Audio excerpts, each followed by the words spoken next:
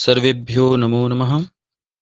आज हम सब पुनः प्रारंभिक रचनानुवाद कौमुदी के अभ्यास 4 का अध्ययन करने के लिए उपस्थित हुए हैं। तो चलते हैं, अभ्यास 4 को हम देखते हैं। आज जो अभ्यास 4 में विशेष अभ्यास होगा हमारा, वो क्री धातु के लट लकार का रूप, अस धातु के लट लकार का रूप और जो हमारे कारक हैं और जो विभक्तियां हैं उनका सामान्य परिचय। पीछे के 3 अभ्यासों में हमने प्रथम पुरुष, मध्यम पुरुष, उत्तम पुरुष का प्रयोग कैसे होता है इसका हमने अभ्यास किया था। नकार को णकार कैसे होता है, दंत सकार के स्थान पर मूर्धन्य शकार कैसे होता है, इसका हमने अभ्यास किया था। अब इनका हम प्रयोग शब्द रूप और धातु रूपों में भी अभ्यास करते हुए करेंगे। तो चलिए प्रारंभ करते हैं। आज जो विशेष हमारा अभ्यास है वो क्री धातु और अस धातु का। तो जैसा कि हम देख रहे हैं, क्री धातु का रूप यहाँ पे लिखा हुआ है करोति, कुरुतः, कुर्वन्ति, करोषि, कुरुथः, कुरुथ, करोमि, कुर्वः, कुर्मः। ठीक। अब इसका हम वाचन कैसे करेंगे? सह करोति, तौ कुरुतः, ते कुर्वन्ति, त्वं करोषि, युवां कुरुथः, यूयं कुरुथ, अहं करोमि, आवां कुर्वः, वयं कुर्मः। इसके पश्चात क्री धातु का अर्थ होता है करना, अस धातु का अर्थ होता है होना। इसका रूप कैसे चलेगा? अस्ति, स्तः, सन्ति, असि, स्थः, स्थ, अस्मि, स्वः, स्मः। यहाँ पर हमसे जो गलती होती है उच्चारण में वह यह होती है, अस्त के पश्चात जो स्तः है हम उसको अस्तः अथवा इस्तः ऐसा पढ़ेंगे। अगर हम इसको इस्तः पढ़ें तो हम इसको क्या पढ़ेंगे?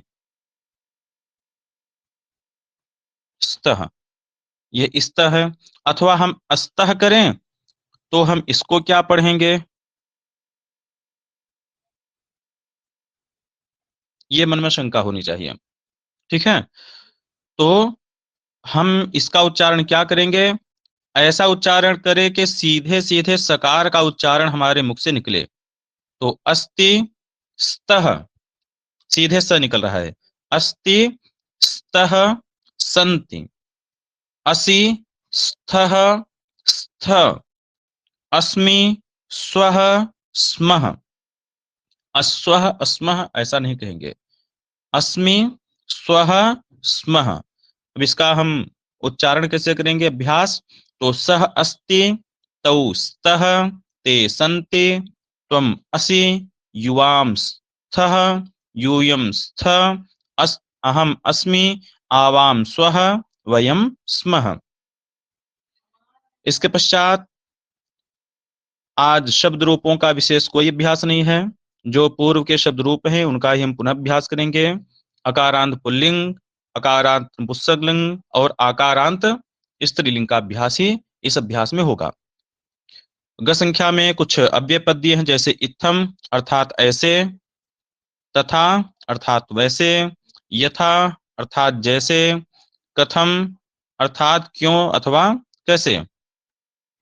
इसके बाद अपि अर्थात भी, न अर्थात नहीं, च अर्थात और, एव अर्थात ही। कुछ विशेषण पद दिए गए हैं, जैसे एकः, द्वौ, त्रयः, चत्वारः, पंच, षट्, सप्त, अष्ट, नव, दश। ये जो है विशेषण पद है, जैसे एकः बालकः इत्यादि रूप से। और एक बात और हमें ध्यान रखना है, जो विशेषण होते हैं उनका जो रूप चलता है वह विशेष के अनुसार चलता है। ठीक है, जैसे एकः बालकः, बालकः पुल्लिंग में है तो एक का रूप भी बालक की तरह एकः। अगर फल आ गया तो फलम नपुंसकलिंग है तो एकम फलम। यदि बालिका आ गई तो एका बालिका, एकः बालकः, एकम फलम, एका बालिका, इस प्रकार से रूप देखेंगे। अब यहाँ पर हम देख रहे हैं कि संस्कृत में संबोधन को लेकर 8 विभक्तियां होती हैं। यहाँ पर जो विभक्तियां के साथ कारक जोड़ दिया गया है यह थोड़ा सा उचित नहीं है, क्योंकि 8 विभक्तियां होती है लेकिन कारक 8 नहीं होते हैं, यह हमें ध्यान रखना है। ठीक है, 8 विभक्तियां तो होती हैं लेकिन कारक 8 नहीं होते हैं, कारक केवल 6 होते हैं। कारकाणि षट्, कर्ता, कर्म च करणं च, संप्रदानम तथैव च, अपादानाधिकरणम। इस प्रकार से 6 कारक होते हैं। ठीक है, लेकिन विभक्तियां 8 मानी गई हैं। जैसे यह प्रथमा विभक्ति है, द्वितीया विभक्ति, तृतीया विभक्ति, चतुर्थी विभक्ति, पंचमी, षष्ठी, सप्तमी, संबोधन। ये 8 विभक्तियां हैं लेकिन कारक केवल 6 हैं। इसमें संबोधन यह कारक नहीं होगा, संबंध और संबोधन ये 2 कारक नहीं होंगे, और बाकी जो 6 होंगे वो कारक कहलाएंगे। जैसे कर्ता कारक, कर्म कारक, करण कारक, संप्रदान कारक, अपादान कारक, अधिकरण कारक, ये 6 कारक होंगे। अब इनका प्रयोग हम कैसे करेंगे? तो एक सामान्य नियम बना दिया गया है, यदि हम उसको याद कर लेते हैं तो हमको अनुवाद करने में बहुत ही सरलता होगी। जैसे यहाँ पर लिखा हुआ है, कर्ता ने कर्म को करण ने से द्वारा, संप्रदान के लिए, अपादान से यहाँ पर हमें अलग होने पर ऐसा ब्रैकेट में जोड़ लेना है, अपादान से अलग होने पर, संबंध का के की, अधिकरण में पर, संबोधन हे, अरे, अये, भो। अब इसका प्रयोग हम कैसे करेंगे अभी आगे देखते हैं। सर्वप्रथम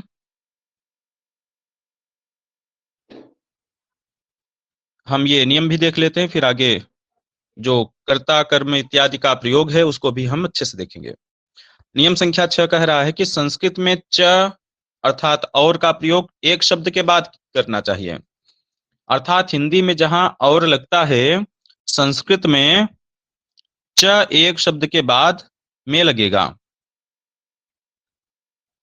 जैसे फल और फूल, यहाँ पर और फल और फूल के बीच में है, लेकिन जब हम च का प्रयोग करेंगे तो बाद में करेंगे, फलम पुष्पम च। इस प्रकार से फलम च पुष्पम यह अशुद्ध होगा, सामान्यतः कहा जाता है। फिलहाल अभी हम यही जानेंगे कि फलम च पुष्पम ऐसा अशुद्ध बनता है। रामः कृष्णः च, ठीक इस प्रकार से हम प्रयोग करेंगे। च का प्रयोग हम अंतिम करेंगे, रामः कृष्णः यशोदा च, रामः लक्ष्मणः सीता च। इस प्रकार से च का प्रयोग हम अंत में करेंगे। चलिए अब हम कारक और विभक्तियों का प्रयोग देखते हैं कि इसका प्रयोग हमको कैसे करना चाहिए। तो सर्वप्रथम हम आपको एक अनुवाद देते हैं। हे शिष्य, राम ने रावण को बाण से सीता के लिए वन से जाकर उसकी लंका में मारा। यह आपका अनुवाद है। अब इतना लंबा अनुवाद दे करके हमको लगेगा कि इतना लंबा अनुवाद कैसे हो सकता है।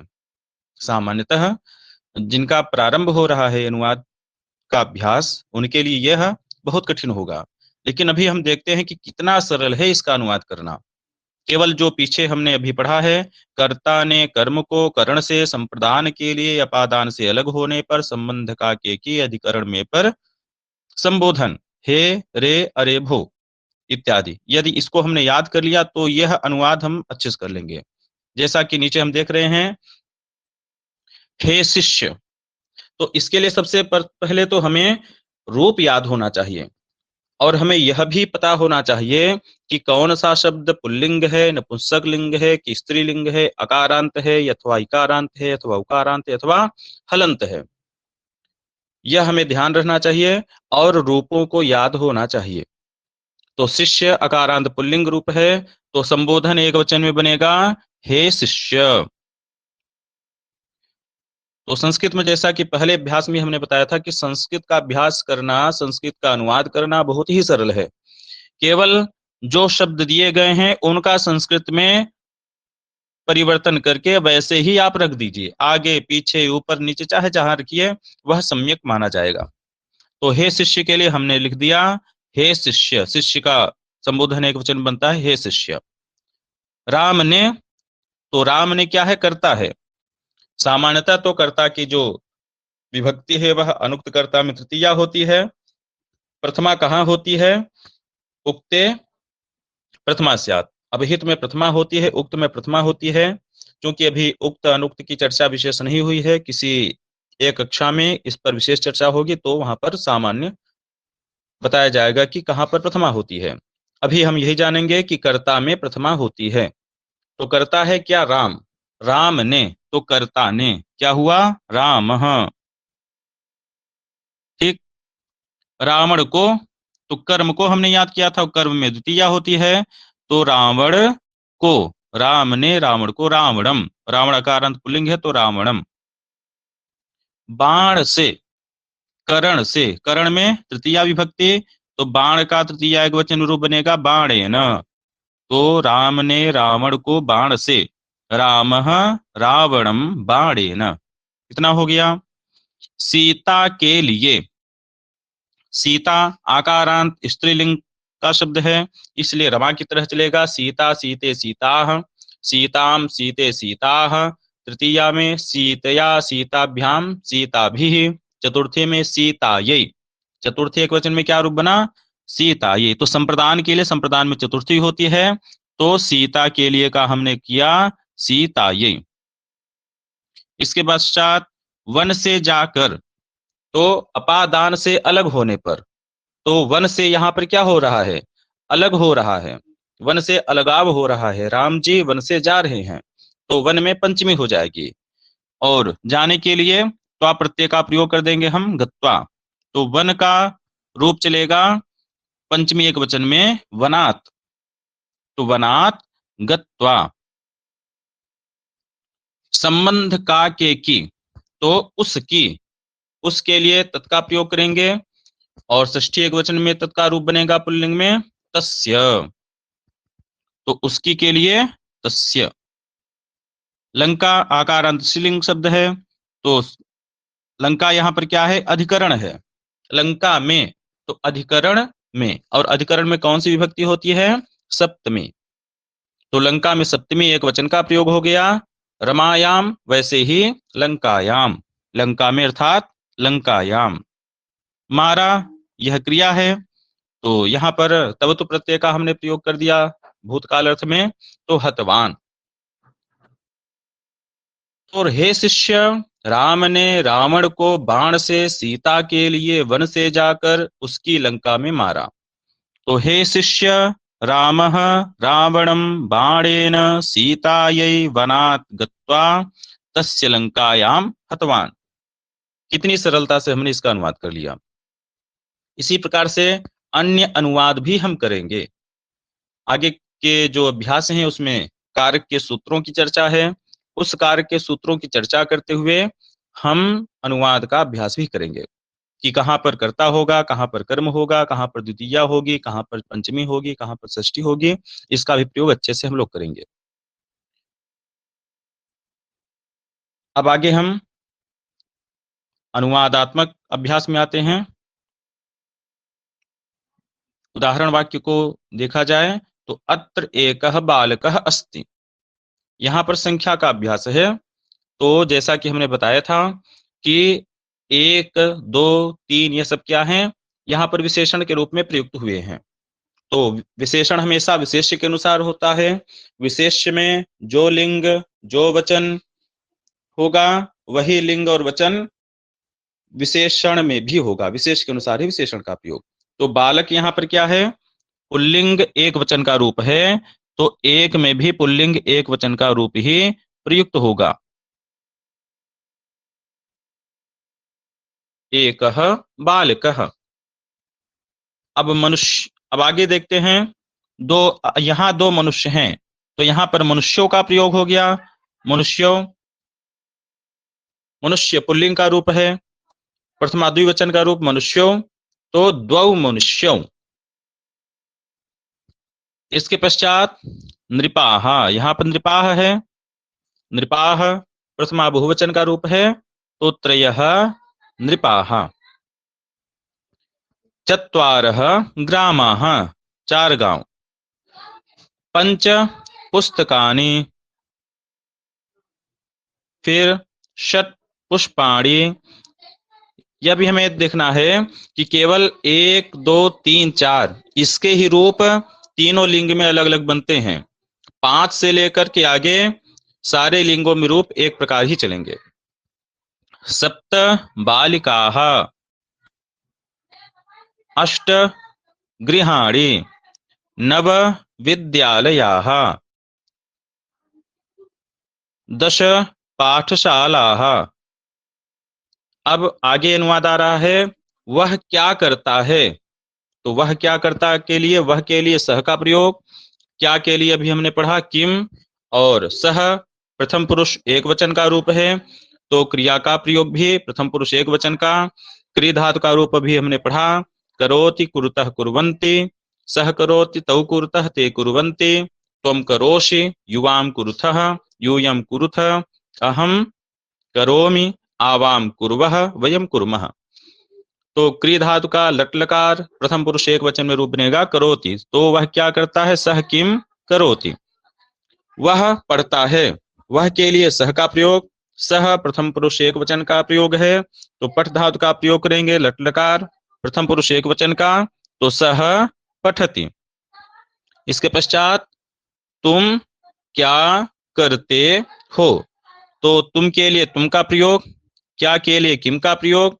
उसके पश्चात त्वम मध्यम पुरुष एक वचन में इसका प्रयोग होता है, इसलिए क्रिया का प्रयोग भी मध्यम पुरुष एक वचन का।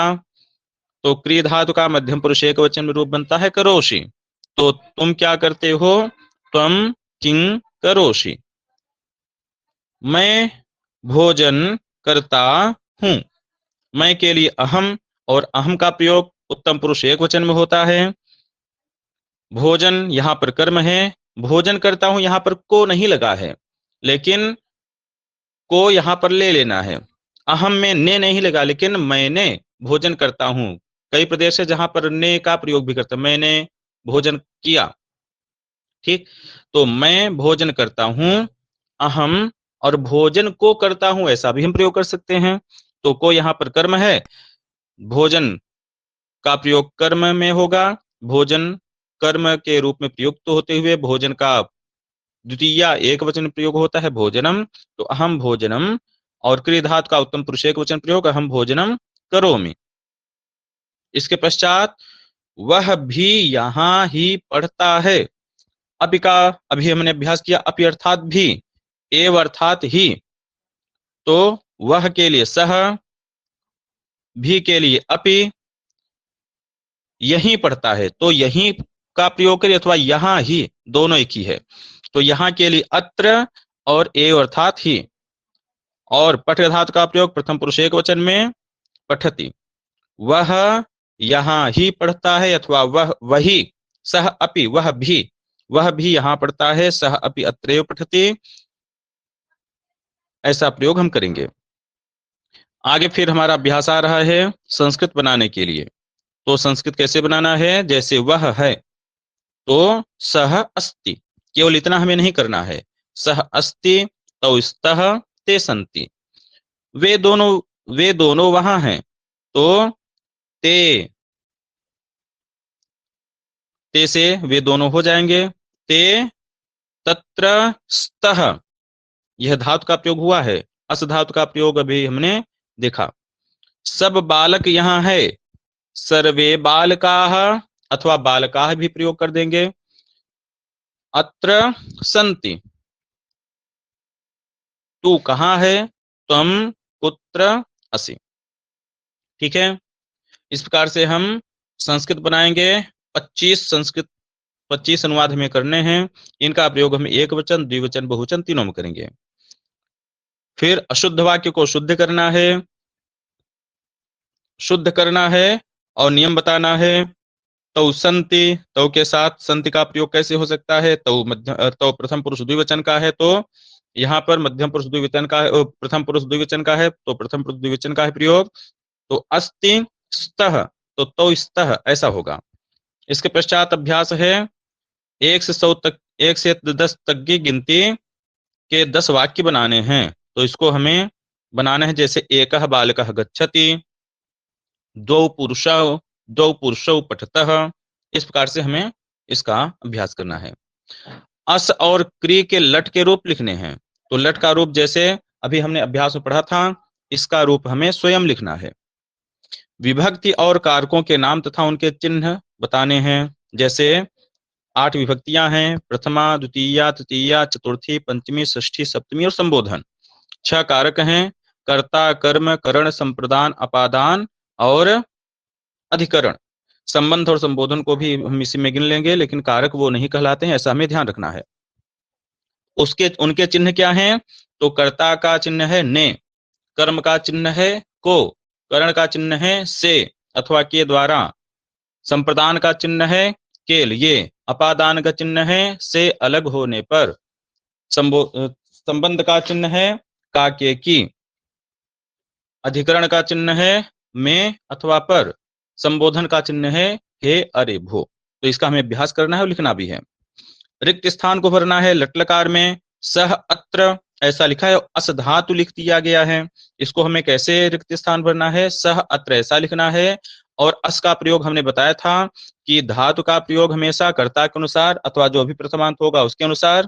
तो सह यहाँ पर प्रथमांत है, कर्ता है, तो यह कहाँ का प्रयोग है। तो सह का प्रयोग हम करते हैं प्रथम पुरुष एक वचन में। तो अस धातु का लट लकार प्रथम पुरुष एक वचन में रूप बनता है अस्ति।